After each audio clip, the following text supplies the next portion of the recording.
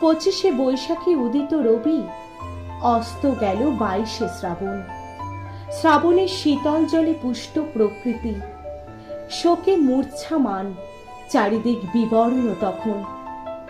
ঠিক তখন দুপুর 12টা 10, থমথমে আকাশ বাতাস, মধ্য গগনে থেকেও রবির মুখ ভার। রবির প্রস্থানে নেমে এলো অমানিসার ঘোর অন্ধকার।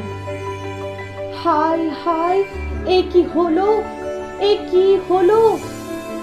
এই বুঝি নিভে গেল সহস্র রবির আলো, যে আলোর আলোয় অজ্ঞানরূপী অন্ধকার দূর করে।